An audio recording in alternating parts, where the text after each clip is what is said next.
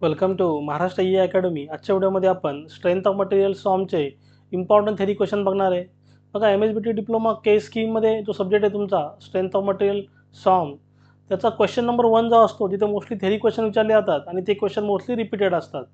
तर chapter wise इथे मी काही क्वेश्चन सॉर्ट आउट केलेले आहेत, ते तुम्हाला तिथे प्रिपेअर करायचे आहेत आणि तुमचा जिथं क्वेश्चन नंबर 1 पक्का होऊन जाईल, म्हणजे तुमचे कन्फर्म मार्क तुम्हाला तिथे भेटतील। आता जे थेरी क्वेश्चन तिथे रिपीट होतात किंवा जे विचारले जातात त्याच्या नोट्स तुम्हाला कुठे भेटतील? मी ॲट द एंड व्हिडिओच्या एंडला तिथे मी सांगणार आहे तुम्हाला का तुम्हाला नोट्ससुद्धा तिथे फ्रीमध्ये अवेलेबल करून दिल्या जातील। तर व्हिडिओ तुम्ही पूर्ण बघा।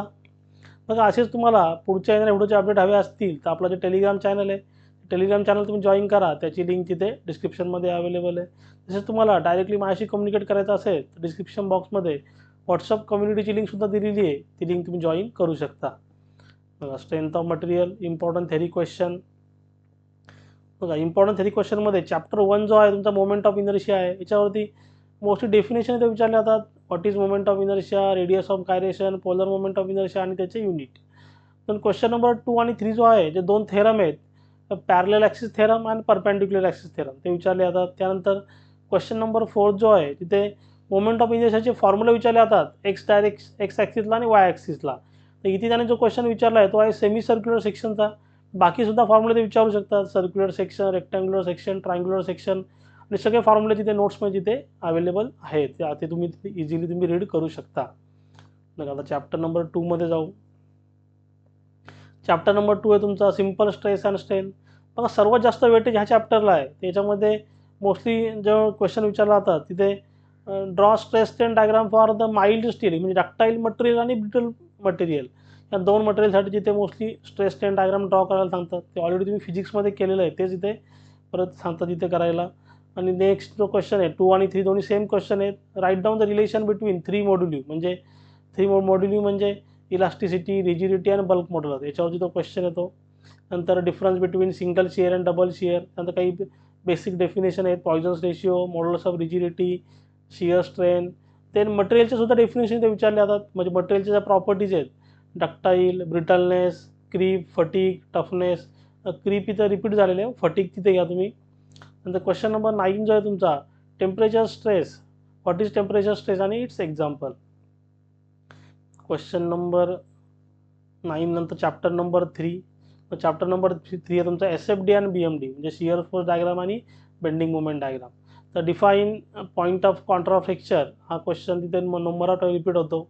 तर क्वेश्चन नंबर 2 आणि 3 सेम आहे, define shear force and bending moment आणि त्याचं साइन कन्व्हेन्शन सांगा।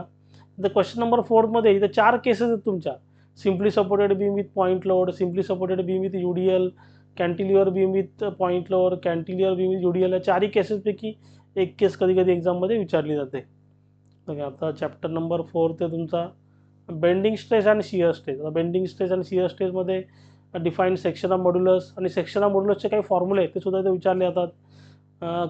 2 आणि 3 सेम क्वेश्चन आहे, बेंडिंग इक्वेशन किंवा फ्लेक्शरल फॉर्म्युला। त्यानंतर relation between maximum shear stress आणि ॲव्हरेज शिअर स्ट्रेस, याचासुद्धा एक बेसिक फॉर्म्युला आहे। सर्क्युलरसाठी आणि रेक्टँग्युलरसाठी दोन्हीपैकी कुठं ते विचारू शकतात। सर्क्युलरसाठी सुद्धा आहे, हॉलो सर्क्युलरसाठी सुद्धा आहे, रेक्टँग्युलरसाठी सुद्धा आहे आणि हॉलो रेक्टँग्युलरसाठी सुद्धा आहे।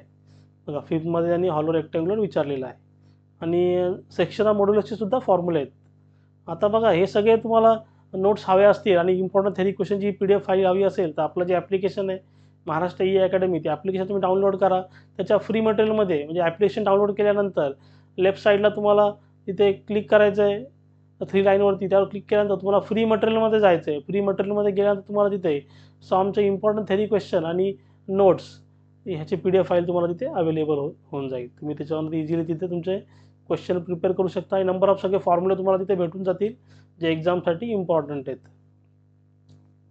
Chapter number 5 direct and bending stress, इथे कंडिशन आणि नो टेन्शन कंडिशन ती मोस्टली एक्झाममध्ये विचारतात। त्यानंतर 2 आणि 3 क्वेश्चन सेम आहे। डिफाईन द कोर सेक्शन और कर्नल सेक्शन, त्यानंतर define axial load, eccentric load, define eccentric loading with 2 example. त्यानंतर अगेन इथे कोर सेक्शनचे फॉर्म्युले आहेत, ते फॉर्म्युलेसुद्धा एक्झाममध्ये विचारले जातात, ते सगळे तुम्हाला PDF नोट्समध्ये भेटतील। मग याच्या व्यतिरिक्त तुम्हाला काय डाऊट असेल तुम्ही जरूर मला कमेंटमध्ये विचारू शकता आणि मी सांगितलं समजलं असेल तर चॅनलला लाईक, शेअर, सबस्क्राईब करा। साईडला जे बेल आयकॉन बटन आहे ते प्रेस करा, म्हणजे माझ्या पुढच्या येणाऱ्या व्हिडिओची नोटिफिकेशन तुम्हाला सर्वात पहिले भेटेल।